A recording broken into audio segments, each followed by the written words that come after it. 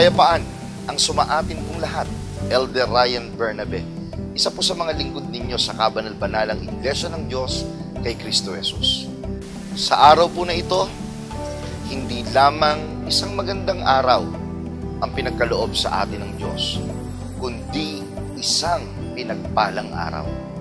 Blessed sapagkat patuloy tayong binibigyan ng pagkakataong makaalam ng panibagong knowledge and wisdom na makakatulong sa atin sa pang-araw-araw, lalo na sa paglilingkod sa kataas-taasang Diyos. Kamangha-mangha na matutunan ang mga panibagong kaalaman na nagbibigay sa atin ng talino at karunungan. Ngunit, mas lalong kamangha-mangha ang mga aral na ituturo sa atin ng Diyos upang masunod natin ang kanyang mga utos. Alamin po natin yan sa araw na ito, ang aral na ibabahagi sa atin dito lamang sa Blessed Day. Simula ng umaga at damhin ng pagpapala, araw ay gawing payapa, na Espiritong Banal ang kasama. May matibay na pag-asa, tayo ay mga pinagpala, na tanging sambin ng puso. Ama, salamat po. A blessed day to all. Muli ay isang pinagpalang araw po ang sumaating lahat sa atin ng mga mananampalataya sa salita ng Diyos. Mga kaibigan, napakahalaga na sa bawat araw na dumadaan sa ating pong mga buhay ay meron tayong guide na nagiging basis po ng ating mga meditation at ng ating reflection. Kaya't sa part na ito ng Blessed Day, amin pong buong lugod na ipaglilingkod sa inyo ang daily reflection na hango sa mga aklat na isinulat ng ating kapatid na Hiel, na siyang pangunahing lingkod sa kabanal-banalang Iglesia. At ang daily reflection natin para sa araw na ito ay hango po sa daily reflection na love notes. Pakinggan po ninyo.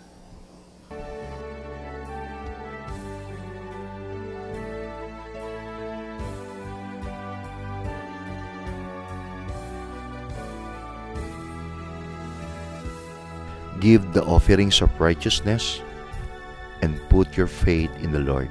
Psalms chapter 4, verse 5. Let us offer ourselves as living sacrifices, holy and acceptable to Him.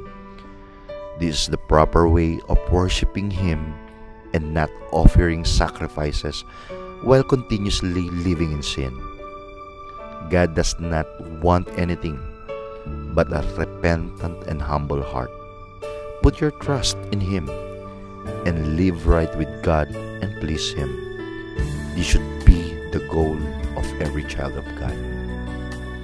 Sapagkat ikaw ay di isang Diyos na may kaluguran sa kasamaan. Ang masama ay hindi tatahang kasama mo. Mga Awit Kapitulo 5, versikulo 4. Ihandog natin ang ating sarili bilang mga buhay na handog, banal, at katanggap-tanggap sa Kanya. Ito po ang tamang paraan ng pagsamba sa Kanya at hindi pag-aalay ng mga hain na nagpatuloy naman na nabubuhay sa kasalanan. Walang ibang gusto ang Diyos kundi ang kaloobang nagsisisi at mapagpakumbaba. Ilagak ang iyong tiwala sa Kanya at mamuhay ng tama kasama ang Diyos at palugurin Siya. Ito ang dapat na layunin ng bawat anak ng Diyos.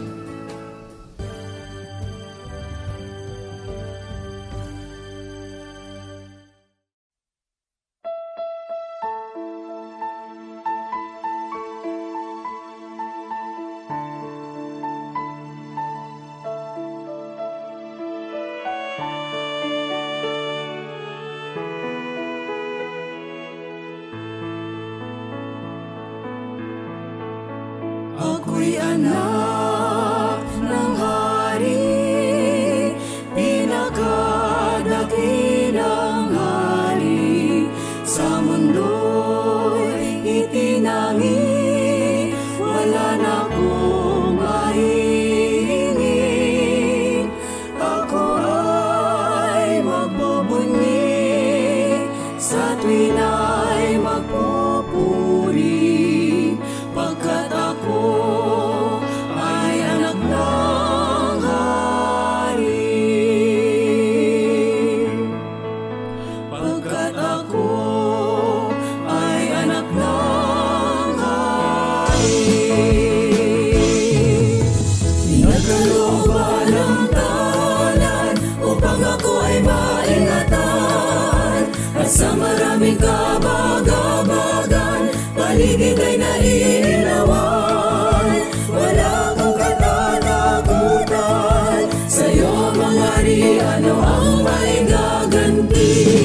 Ihakbang ang mga paa sa landas ng katwiran, itatangan ang mga kamay sa aral ng batas na bayan. Sa labi ay nanulas ang kanyang karangalan, matayin tititig sa mga gawang kabanalan.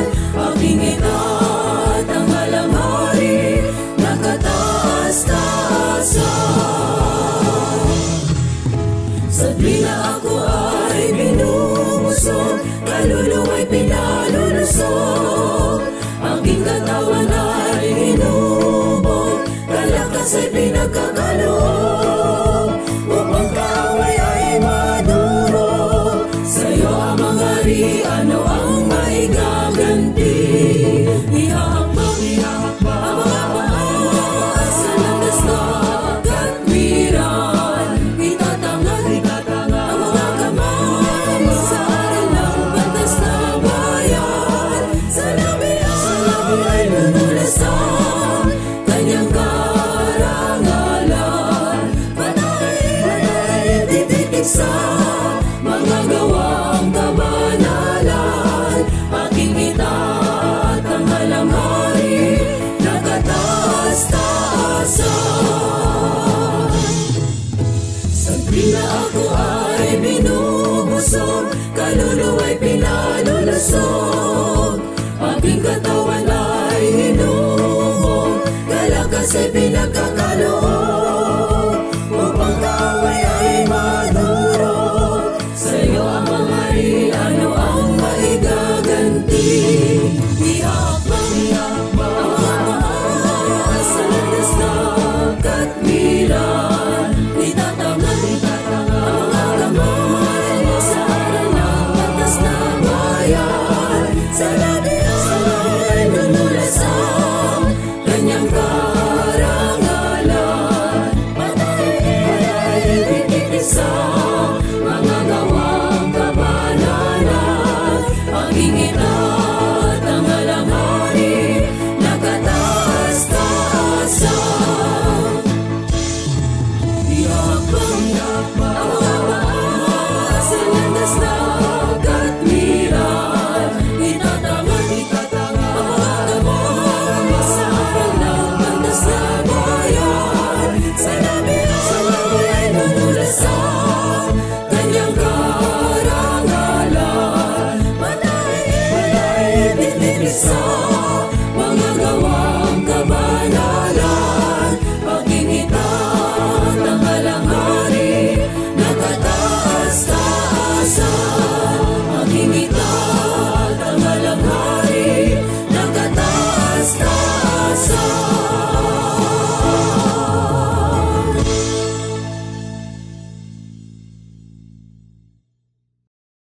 A blessed day to all. Kayo po ay kasalukuyang nanonood ng programang ipinaglilingkod ng kabanal-banalang Iglesia ng Diyos kay Kristo Jesus.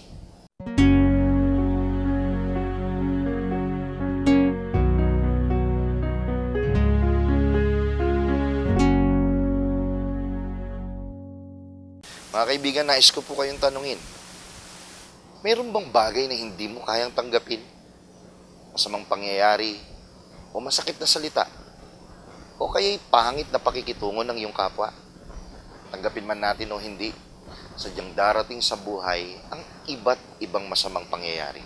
Ang pinakamabuting gawin sa halip na tanggihan ay pag-aralan kung paano haharapin ang mga sitwasyong ito. Paano nga ba? Ito ang diwa ng pagtuturong inihanda ng ating Elder Regem sa segment na pinamagatang Gabay ng Pamilyang Kristiyano.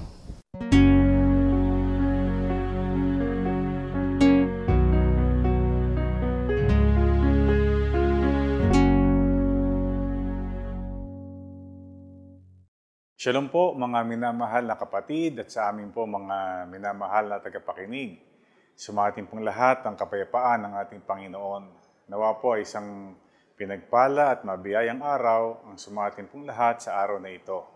Muli po ako ang inyong kaibigan, ang inyong kapatid na Efrain Valerio. Ang ating pong tatalakayin sa pagkakataong ito ay tungkol po sa acceptance. Kaya ito po yung pinamagatang kong hindi ko kayang tanggapin. Kasi po, alam nyo, napakamahalaga po na tayong lahat bilang tao, bilang Kristiyano, at siyempre bilang isang pamilya, mga magulang, lolo at lola, at maging mga anak. Mahalaga po matutunan nating lubos ang tinatawag na acceptance. Yung pong pagtanggap po sa mga nangyari at nangyayari sa ating buhay, sa mga sitwasyon. Yun po yung ma-accept natin ng ating kalagayan. At hindi lang po yon, maging yung acceptance po, yung pagtanggap natin sa isa't isa. Kasi sabi nga, God created us uniquely. Talagang iba-iba po tayo ng katangian, mga kahinaan din naman. At kahit nga magmamagulang, siyempre, di ba, hindi naman lahat ng ugali natin ay namamana o nagagaya ng ating mga anak. At siyempre, yung po mag-asawa, siyempre, bagaman pagpalagay na matagal kayo magkasintahan at matagal na rin kayo nagsasama bilang mag-asawa, hindi po nangangahulugan na eksakto, tanggap nyo na ang mga pag-uugali, mga strengths and weaknesses ng isa't isa. So mahalaga po na talagang matutunan nating lahat, mga magulang at mga anak, tayo pong lahat, matutunan natin yung ganap na pagkakaroon ng acceptance sa mga nangyayari at maging sa tao po, lalo na sa ating kapamilya. Kasi po yung salitang acceptance, it means yung things or events or person being received with approval or pleasure. So, i-receive natin, tatanggapin natin ang sitwasyon o sinumang tao na tayo po'y masaya at hindi tayo nalulungkot. Kasi yun pong mahalaga Kasi hindi po natin mahahanap ang ating sarili. Hindi rin po natin palagi na maasahan ang sitwasyon ay ayon sa ating inaasahan. So doon po sa Roma 15:7, doon po yung nakasulat sa Ingles, accept one another, just as Christ accepted you in order to bring praise to God. Sa Tagalog, ito pong nakasulat, mangagtanggapan kayo, gaya naman ni Kristo na tinanggap kayo sa kalwalhatian ng Diyos. So, ang pagtatanggapan po ay talagang kalooban ng Diyos sa atin. Kasi alam ng Panginoon, nilikha niya tayo, iba-ibang katangian, iba-ibang kalakasan at mga kahinaan. Maring iba-iba po ang ating kalagayan sa buhay, maging mga pinag-aralan. Pero ayon po sa utos ng Panginoon, tanggapin po natin ang isa't isa upang maluwalhati ang kataas-taasang Diyos. Alam niyo po, nung ang Panginoong Kristo Jesus, siya po'y nagkatawang tao, talaga pong nagpakita siya ng perfect example of accepting others. Di po ba? Kasi no matter po, gaano man ang kalaking kasalanan ng isang tao, anuman po ang kalagayan niya sa buhay, siya po ay tinanggap ng ating Panginoon. Hindi mahalaga sa Panginoon kung ikaw ba ay prostitute, ikaw ba ay maniningil ng buwis, ikaw ba ay karpintero, ikaw ba ay abogado. Ang mahalaga sa Panginoon, tinanggap niya ang lahat ng tao na kanyang nakasalamuha. So siya po mismo ang unang-unang nagpakita ng pagtanggap sa ating lahat. At maging yung pong pangyayari ay tinanggap niya rin. Di ba? Kung ating pong pag-aaralang mabuti, napaka-humble po ng mga nangyaring sa ating Panginoon. Siya po'y pinanganak sa sabsaban. Siya po'y lumaki sa isang simpleng pamilya, anak ng isang karpintero. Nung papunta siya sa Jerusalem, siya po'y nakasakay sa donkey. So, pinakikita po roon yung kanyang kababaan, yung pagtanggap niya kahit sa tingin ng tao ay mababa ang kanyang kalagayan. At kahit po ang kanyang nakasalamuhang mga tao ay may ibang pananampalataya, may ibang mga choices, tinanggap pa rin ng Panginoon ang lahat ng tao na lumapit sa Kanya. Katunayan siya po ang lumalapit kahit po sa mga makasalanan at maraming mga kapintasan. At meron din po mga pagkakataon na ang ating Panginoong Hesukristo ay nagsabi, kumbaga maaari lumampas sa akin ang sarong ito. Diba? Sinabi niya po yun kasi nung malapit na po siyang hulihin, malapit na siyang pahirapan at ipako sa krus, talagang alam niyang mangyayari. Pero tinanggap niya po ang sitwasyon. Tinanggap niya ang kanyang dapat na gawin.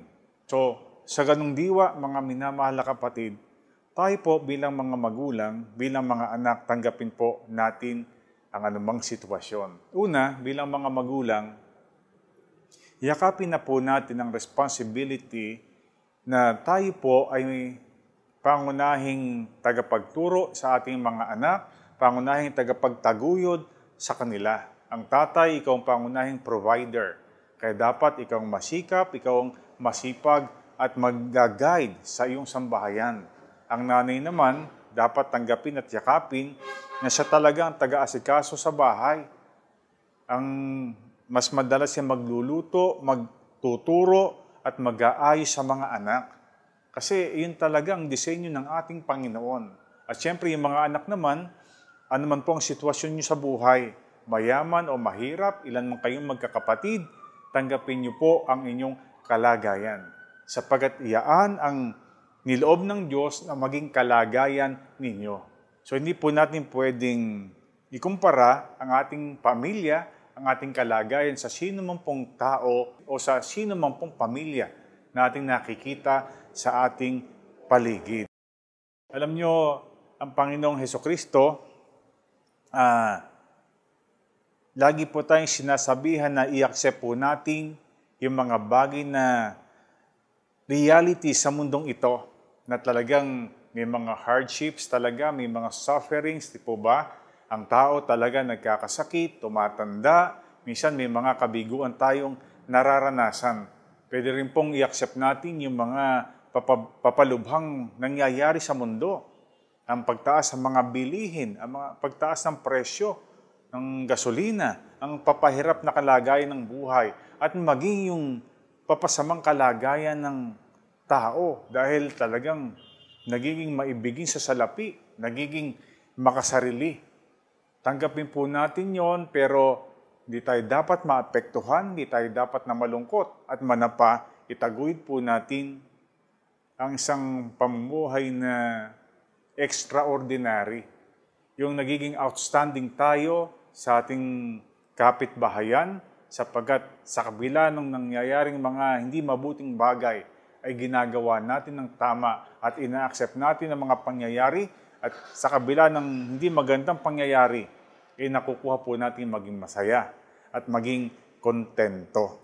So yan po ay napakamahalagang matutunan natin na mga magkakapatid. Sabi po, yung daw pong acceptance means acknowledging the facts of a situation and not fixating on how it should not be that way. Kasi tayo, may pangyayari na dapat ganito Sana ganoon. Di po ba? Para bang gusto nating i-impose ang ating sariling isip, ang sarili nating gusto sa mga pangyayari. Parang gusto nating baguhin. O halimbawa, sana yung mga nasa gobyerno, huwag maging korap. Talagang mabuting wish yun o kagustuhan. Kaya lang, hindi po nangyayari. Kung hindi man mangyari yung sana ay gusto nating mangyari, i-accept po natin yun. Pero hindi natin sinasabing kinukondone po natin o kinukonsinti yung mga maling bagay. Sabi nga po, mahalaga po na ang paraan is to accept those things that are inevitable and modifying our response or our lifestyle. May mga pangyayari talaga sa mundong ito, inevitable. Ibig sabihin, hindi po natin maiiwasan. Hindi po natin matatalikdan. Ang kailangan lang po natin gawin, i-modify po natin how we accept those things. Ang Christian philosophy po ay ganito: what cannot be cured can be enjoyed. Kahit na papahirap ang buhay, kahit papasama ang kalikasan ng tao, tayo bilang Kristiyano, pwede pa rin po natin i-enjoy ang presensya ng Panginoon sa atin. At alam nyo, pagka po halimbawa, maraming ang gumagawa ng kamalian, mga kasalanan, pero tayo sa ating pamilya, patuloy tayo nagtataguyod ng paggawa ng mabuti at kabanalan. Makadarama po tayo ng talagang joyfulness, ng kapayapaan, katuwaan sa buhay na talagang mamamalagi. Yun po ay napakamahalaga na maging kalagayan po natin. So, yun po sa mga sitwasyon o pangyayari, talagang gayon Hindi pwedeng maiinis po tayo. Minsan, di ba, sa mga pipila ka lang sa gobyerno, may lalakarin kang papeles, talagang napakahaba ng pila. Yung mga nasa gobyerno, ang babagal. Minsan, kinakailangan mong bigyan ng pampadulas para asikasuhin yung papeles mo. Anong gagawin natin? Maiinis ba tayo? Hindi na ba natin itutuloy yung gusto nating kuhaning mga papeles para makapag-abroad, para makapagtrabaho? Hindi. Magtitiis po tayo, di ba? Mag-aantay tayo. So, pinsan po ng acceptance yung pagiging patient. So, mahalaga po na tayo maging mapagpasensya sa mga nangyayari. Huwag natin bayaan na masira ang ating diskarte. Di ba? Maging negatibo tayo sa lahat ng mga pangyayari. Kinakailangan talaga positive outlook ang ating gamitin sa lahat ng bagay sa kanginumang tao at saan man pong mga sitwasyon. Ito po yung mahalagang magawa ng mga magulang at makita ng mga anak na ginagawa ng kanilang mga magulang at para sila din po ay magawa ang mga bagay na ito. Huwag mainisin, huwag sisisihin ang mga sitwasyon, manapa, laging makita po yung mga positibo para ang mga anak natin ay maging ganun ang pananaw at sa kanilang paglaki ay maging positibo rin ang pagtingin nila sa mga nangyayari. Kasi pagka malungkot tayo, pagka tayo naaburido, di ba? Nawawala tayo sa pagdiskarte. So, yun lang po. Make the most of any situation para maging masaya at mapayapa pa rin. Ngayon, tungkol po naman sa pag-accept sa ibang tao, tayo siyempre sa pamilya, lalo na po yung mag-asawa, we should always learn how to accept each other. Kasi ang talagang nagmamahal, sabi nga, hindi mo hahanapin yung sarili mo at hindi mo i-impose na magbago ang iyong asawa. Ang unang-unang dapat na magbago ay tayo. How we look at our spouse, how we accept our spouse, yun po ang dapat nating matutunan. Sabi nga, gusto mo bang baguhin ang asawa mo, yung esposa mo? Tayo pang unang-una na dapat magbago. At ganyan din po sa ating pagtrato sa ating mga anak. Kahit anak natin yan, kahit may mga gusto tayong maging katangian nila, gawin nila, o gusto nilang pag-aralan sa kolehiyo o anuman, hindi po natin ma-impose ang ating sarili. So ano naman po ang gusto nila? Halimbawa, gustong hobby. Ikaw dati, gusto mo mag-basketball. Nagustuhan ng anak mo yung gumitara. Tanggapin mo yun, yun ang gusto niya. Diba? O halimbawa, ikaw tatay at nanay, gusto mong maging engineer ang anak mo. Gusto pala maging artist. Diba? Sumasali sa mga theater drama, mga ganon. Tatanggapin po natin ang kanilang mga gustong gawin. Kasi hindi naman po masama yun Kasi mahirap po ang i-impose ang sarili nating gusto, gagawin nila ng laban sa kalooban. O halimbawa naman, may mga katangian tayo, positive na values na hindi taglay ng ating mga anak. O, tanggapin din po natin yon. Kasi maaari, una, tayo po ang nagkulang doon di ba? Parang hindi po natin sila naturuan ng eksakto sa good manners and right conduct. Kaya hindi po natin pwedeng sabihin na, ako nung araw ganito ba't ganyan ka? Hindi po dapat na magkagayon. So ano po ang ugali ng ating anak? Hindi po naman sinasabi na kukonsintihin natin. Huwag lang po nating hahanapin ang ating sarili sa kanila. At gayon din po sa mga magkakapatid. May mga magkakapatid, sila mismo hindi nagkakasundo, di po ba? Kasi may kani-kanilang diskarte, may kani-kanyang katangian. Sa mga magkakapatid, you need also to accept na magkakaiba kayo. Although magkakadugo kayo, dugot lamat, pareho inyong pinanggalingan, pero wala pong eksakto na magkamuka kahit nga kambal Kahit yung identical twin, di ba? Hindi po sila magkamuka ng ugali at mga hilig at gusto. So you need to accept each other. Sabi po ng Panginoon, we should seek unity and we should show no partiality sa kanino pong tao.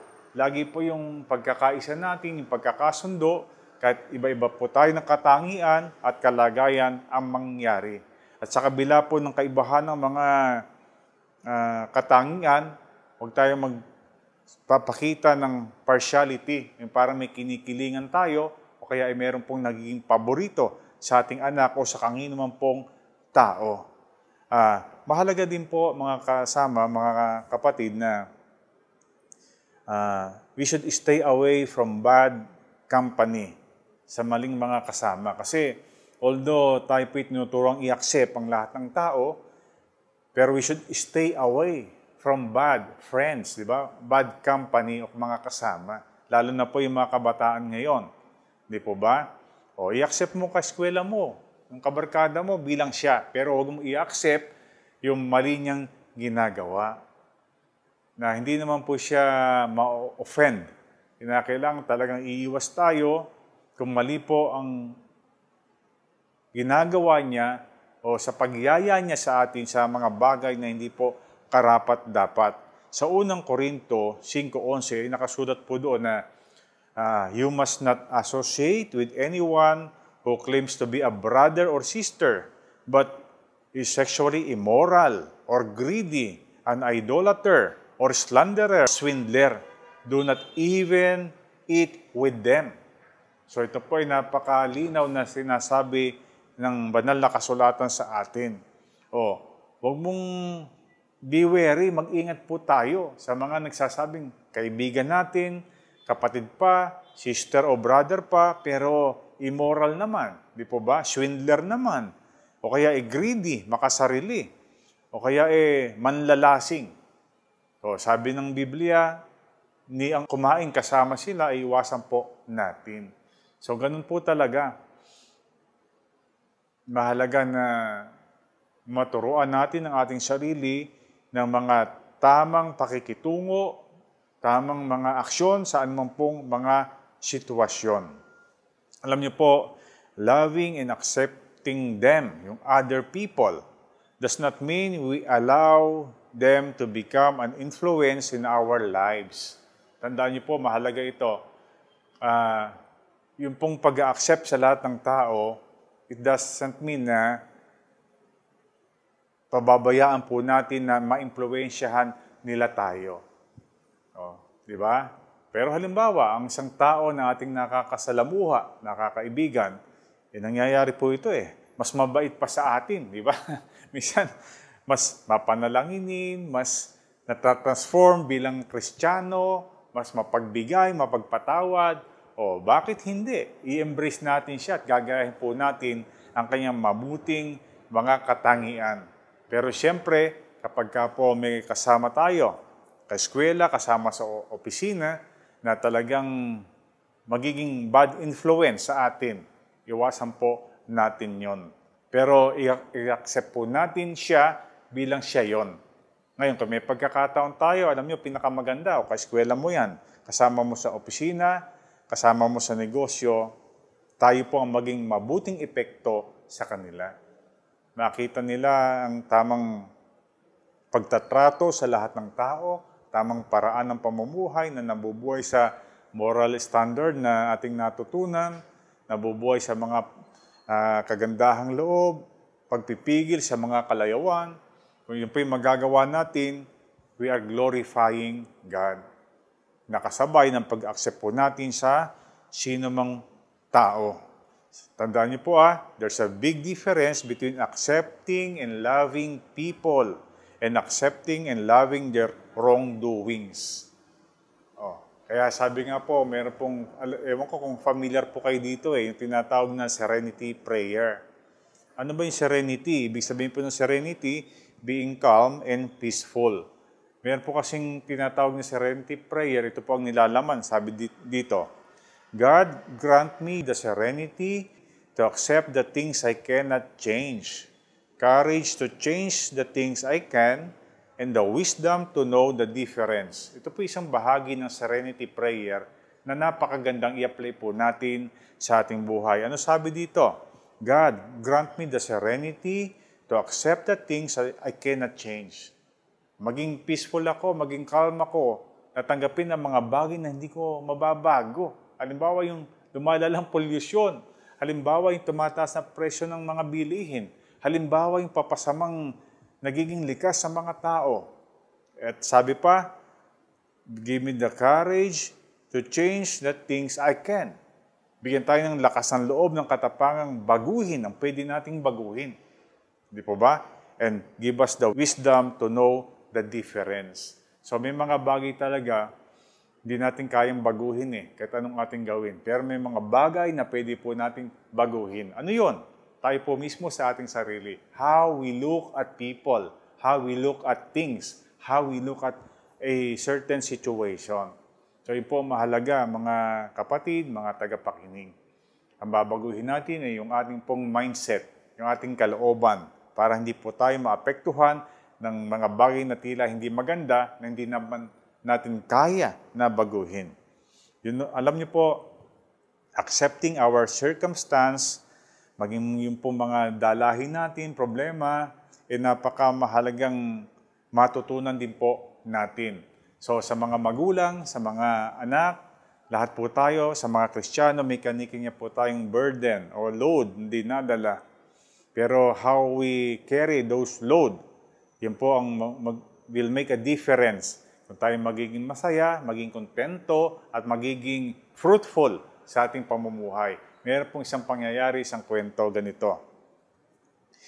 Meron pong isang lalaki na nagko-complain kasi nagko-complain siya sa Lord kasi yung kanyang cross na dala-dala, yung burden, tila napakabigat para sa kanya. Nabibigitan siya dun sa burden o sa cross na dala-dala niya. So sabi ng Panginoon, sige, come with me. And punta tayo dun sa bilihan ng mga cross, ng mga krus, sa isang cross shop, na kung saan pwede kang mamili doon ng nababagay sa iyo. Ayos sa gusto mo. Meron kasi mga different sizes doon, may mabigat, may magaan. So makakapamili ka. So masaya po na tinanggap ng taong iyon yung anyaya ng Panginoong Diyos. So nagpunta na po sila ngayon doon sa bilihan ng krus para makapamili siya. So yung kanyang daladalang krus, tinabi niya sa isang wall doon pa sa loob ng shop. At sabi ng taong iyon sa kanyang sarili, pagkakataon na, makakapamili na ako ng dalahin na kakayanin ko ng magaan. So ang ginawa niya ganito, ang daming ang crosses doon na nakita siya. Meron siyang nakita, sobrang mahaba, mahirap dalahin, sumasayid sa lupa.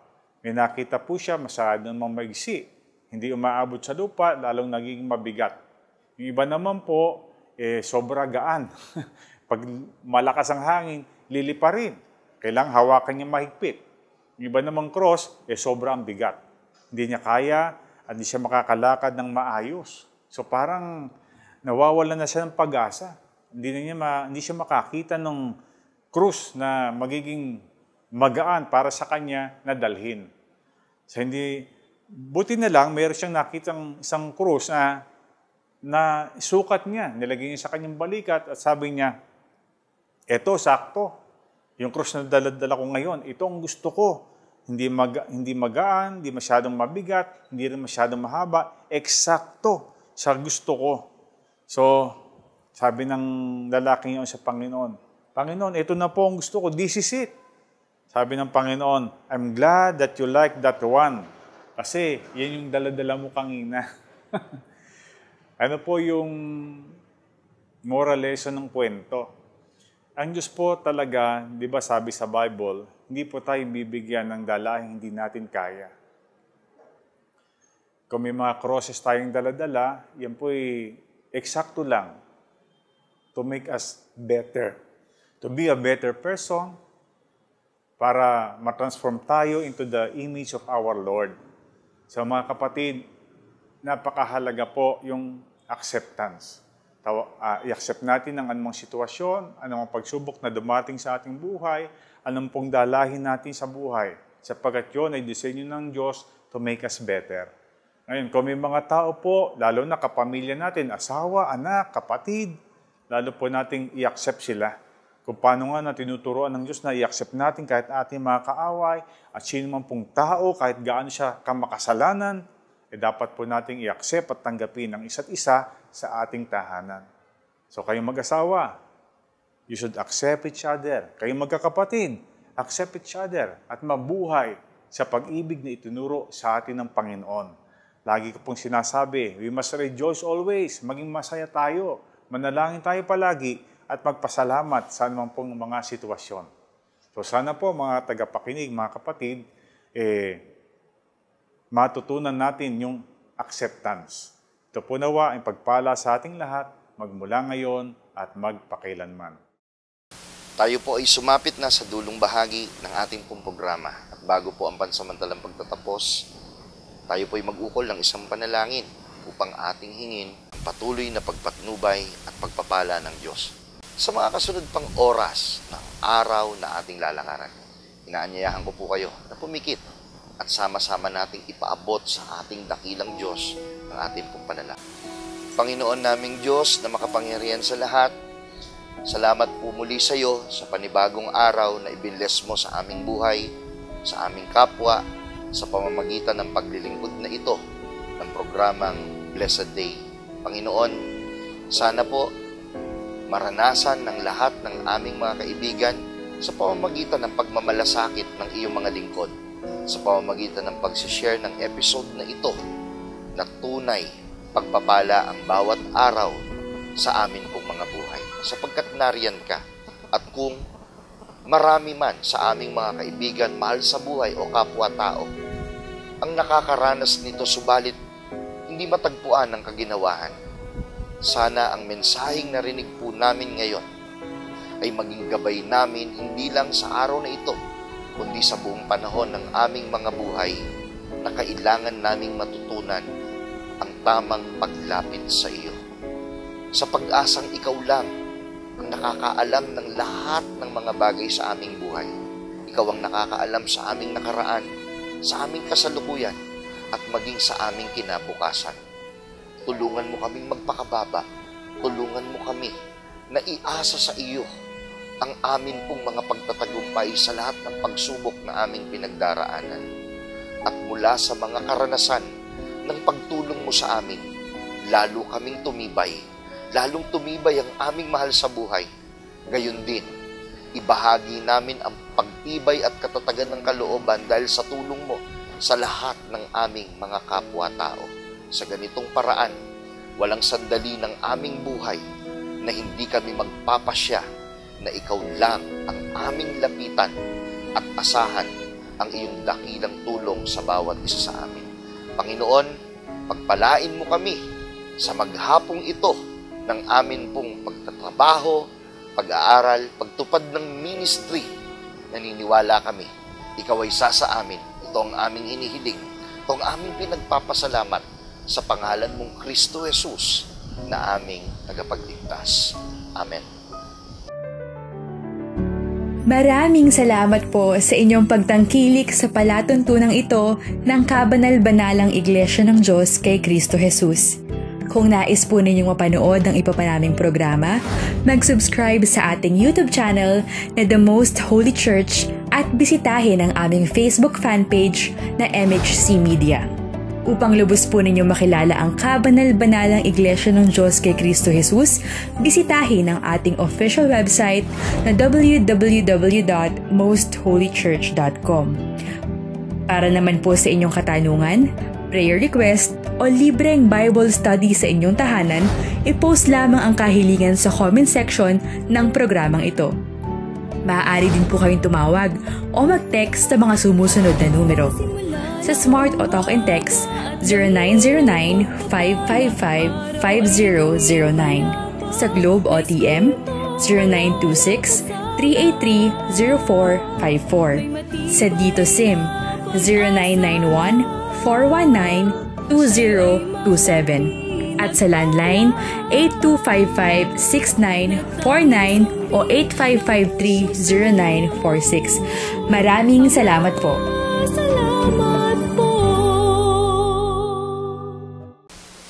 Maraming salamat po. Sana ay patuloy niyo po kaming samahan sa mga kasunod na pagtatanghal ng programang Blessed Day. At sama-sama nating muling tanggapin ang araw na pinagpala ng kataas-taasang Diyos. Muli, Elder Ryan Bernabe po para sa programang Blessed Day. Hanggang sa muli po nating pagkikita, isang pinagpalang araw po ang sumaating lahat. Let us all have a blessed day. Mga pinagpala na